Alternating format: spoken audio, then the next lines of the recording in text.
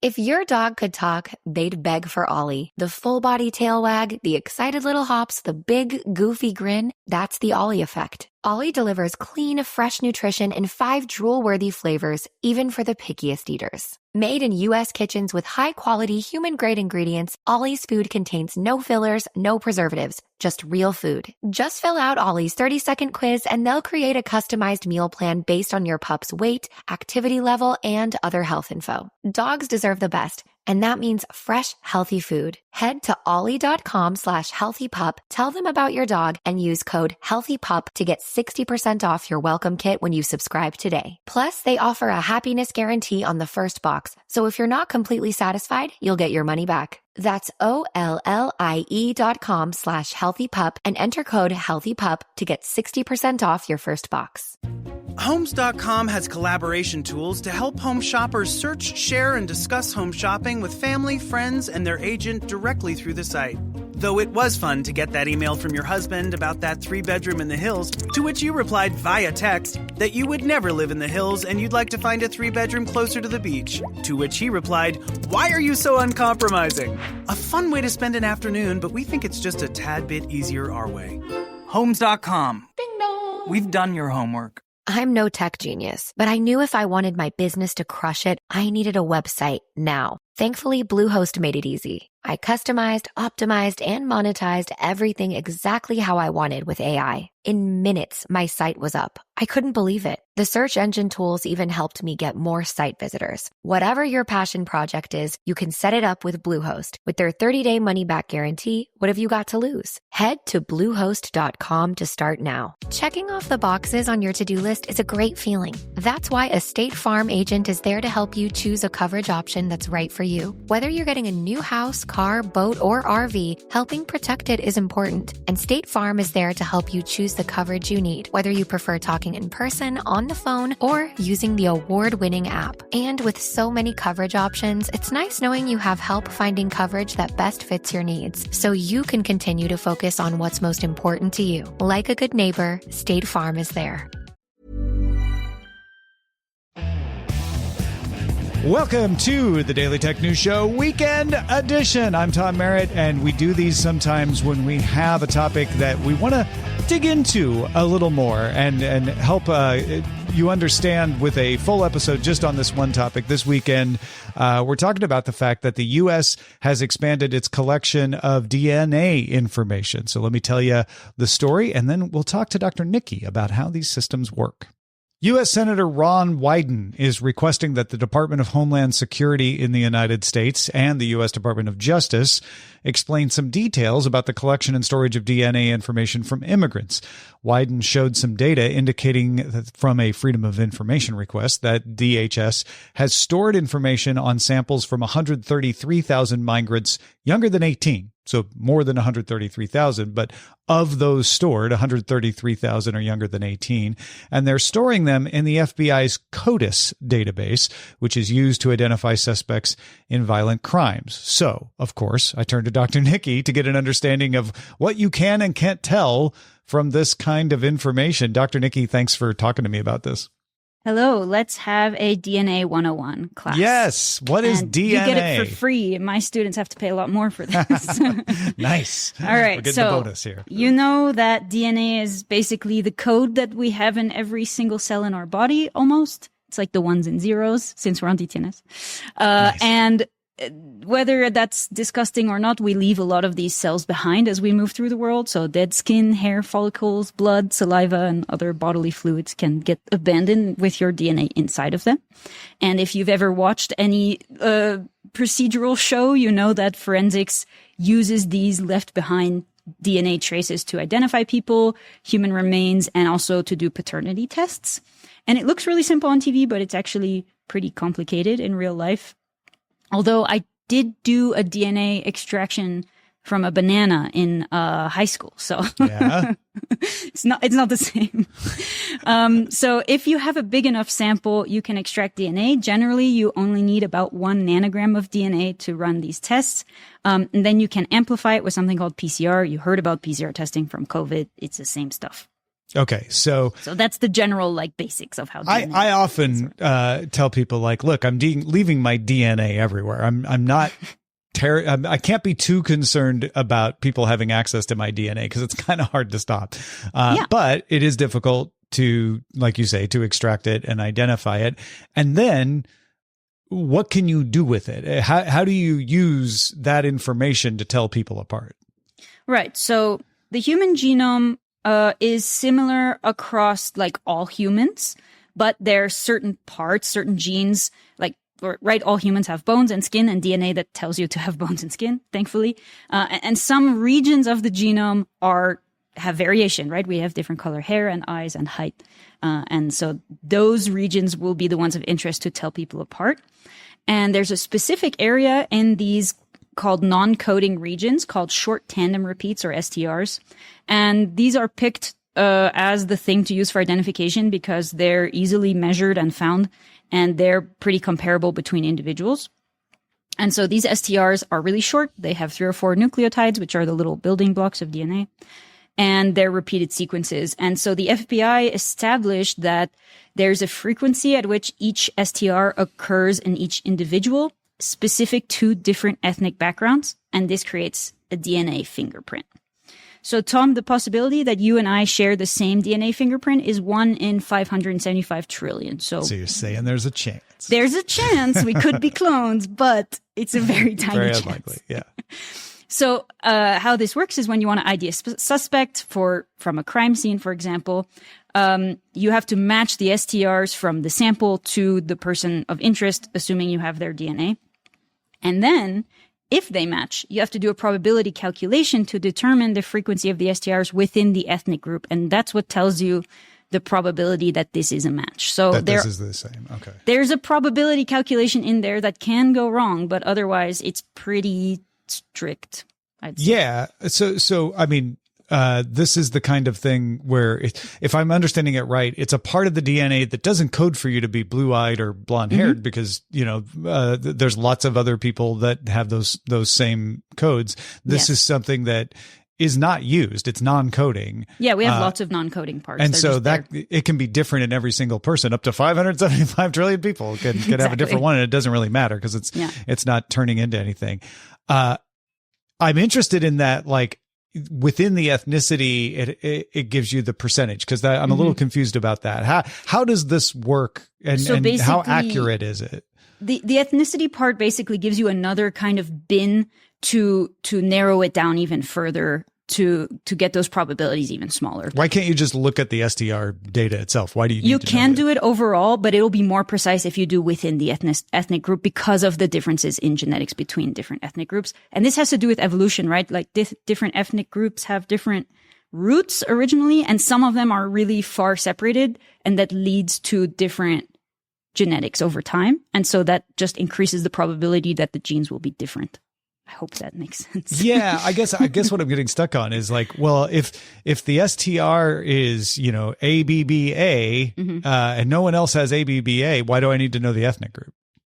Okay, it's because it's hard to explain live, honestly.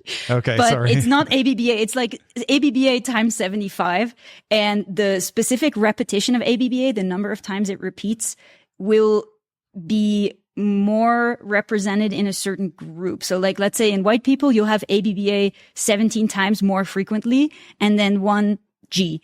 And that's how that, like, the parts of that will tell you how that's spread. Okay. I think maybe I'm getting it, which is the STR is a lot bigger than I'm imagining. Yeah, it's and huge, there's a part you want to look at based on the ethnicity that it allows you to narrow in on, like, that's the part that's going to be different. It's the frequency of alleles, which is made up of STRs within the ethnicity. And then within that frequency, your sample. Okay. That actually makes sense to me. I hope. Sorry, it makes I'm sense not to the actually a listener, geneticist. too. So. No, I know, and I feel bad pushing you to the end, but that definitely helps. I think I got it. Okay, so how accurate is this? I assume it doesn't work 100% of the time, but how close do we get? Nothing in science is 100%. Right. Well, not much. At least not in biology.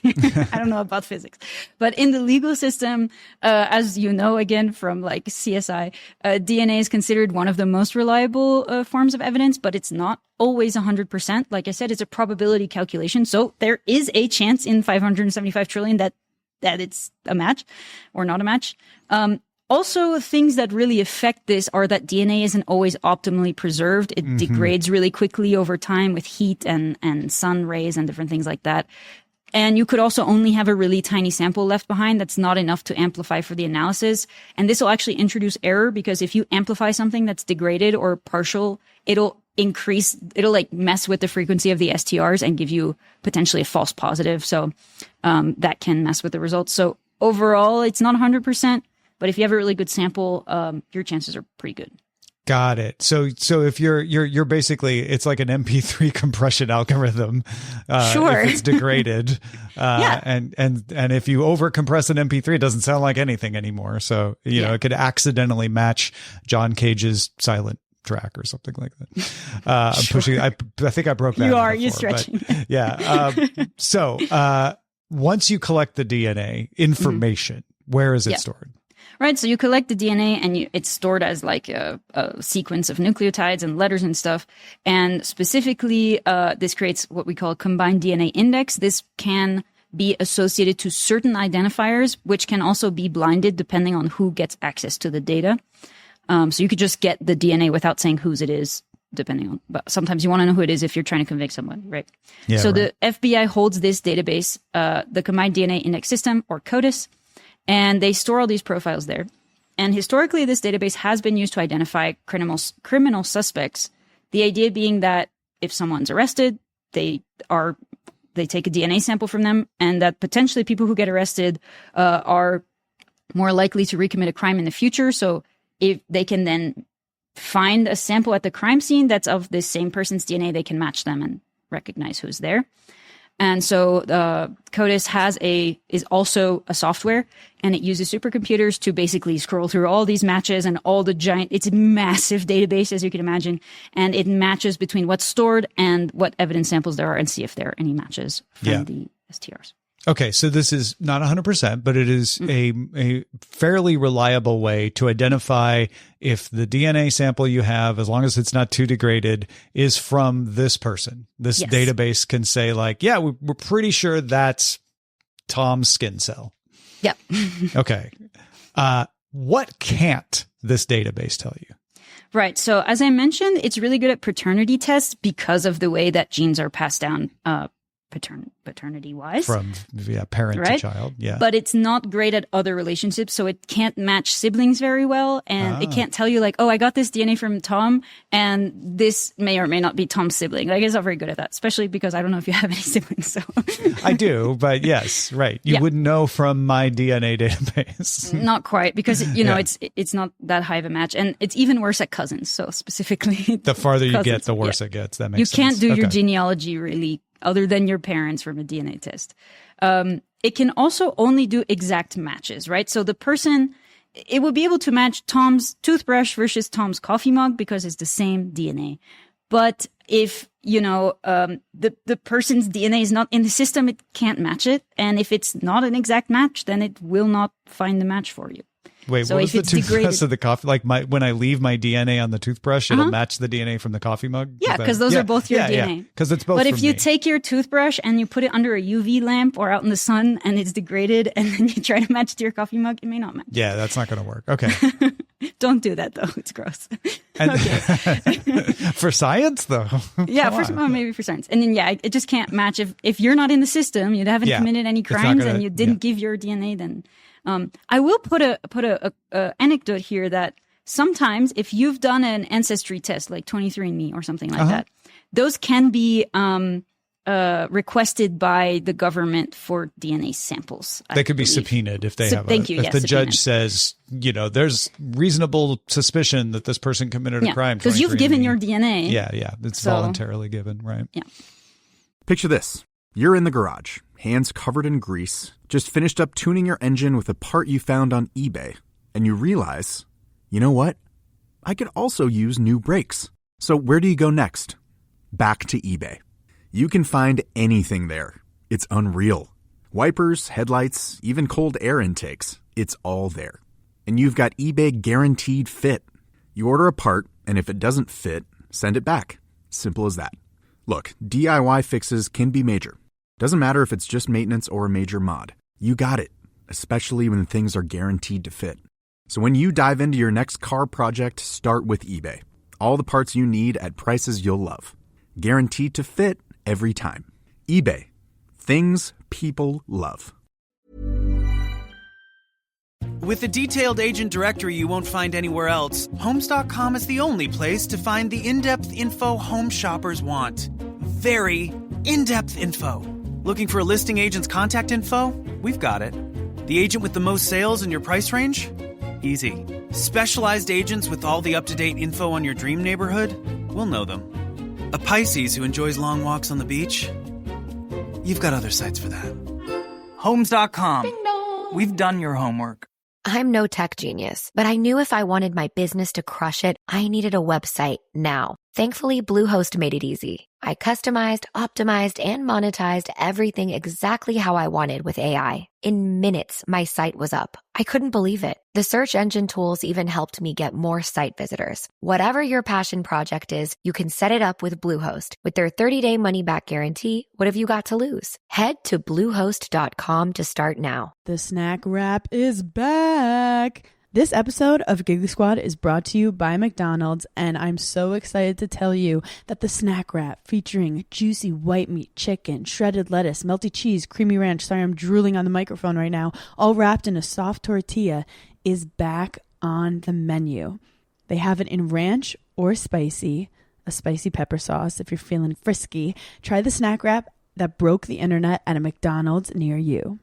When it comes to delivering flowers for life's special occasions, trust the name that's been setting the standard for nearly 50 years. 1-800-Flowers.com. From breathtaking bouquets to one-of-a-kind arrangements, 1-800-Flowers is your authority on quality blooms. Always fresh, always stunning, always delivered with care. And right now, for a limited time, you can save up to 40% off your bouquet and make someone's day. Save up to 40% off today at 1-800-Flowers.com/ACAST. That's 1-800-Flowers.com/ACAST. False positives? No. Yes, there can be false positives, but it's pretty rare. It is based on probability. So okay. Only again, with the degraded degradation sample was the only thing that you talked about. Yeah. Right. All right. What do you think? We're getting a little more into just the opinion side of this, I suppose. But what are some of the hurdles to this being totally blame free? Like what are some of the problems with this practice? Yeah. So as you can imagine, currently it's illegal to just randomly collect DNA samples without consent. Convicted criminals, this doesn't apply to them. Or if you voluntarily gave your DNA, that's on you. So I personally don't recommend doing that. But lawyers are arguing that by including DNA from sampled minors who can't really provide consent in CODIS, their data then gets queried every time the database is searched, right? So they're saying that it treats them as potential suspects. Okay. And a recent analysis by the Georgetown Law Center on Privacy and Technology says that over 250,000 DNA samples have been added to CODIS in the past 4 months alone, and it skews to a majority migrant population. And they're calling this a practice that's like genetic surveillance that's actually been increasing in the last few years. And they're saying that this normalizes the use of genetic profiling. So it's a complicated ethical issue that's based in consent, and whether people that are kind of not necessarily convicted as criminals, depending on how the law goes, they take their DNA anyway and add it to the database.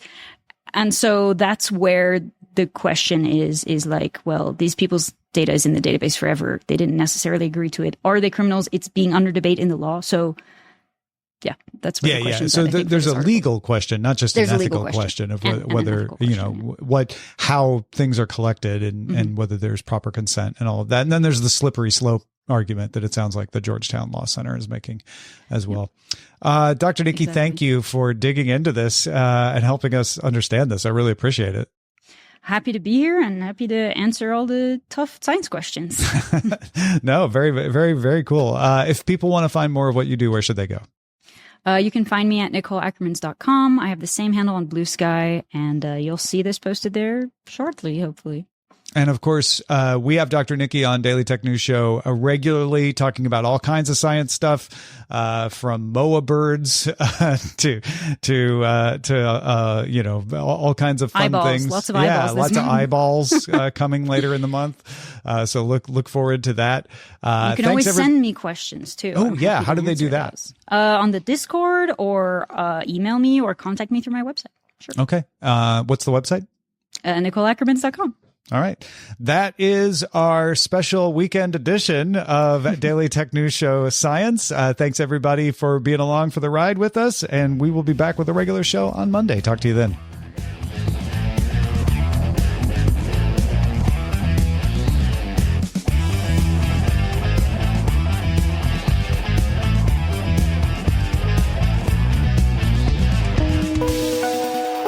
The DTNS family of podcasts, helping each other understand. Diamond Club hopes you have enjoyed this program. Did you know Tide has been upgraded to provide an even better clean in cold water? Tide is specifically designed to fight any stain you throw at it, even in cold. Butter? Yep. Chocolate ice cream? Sure thing. Barbecue sauce? Tide's got you covered. You don't need to use warm water. Additionally, Tide Pods let you confidently fight tough stains with new ColdZyme technology. Just remember, if it's gotta be clean, it's gotta be Tide. Hey, it's Mark Marin from WTF, here to let you know that this podcast is brought to you by Progressive Insurance. And I'm sure the reason you're listening to this podcast right now is because you chose it.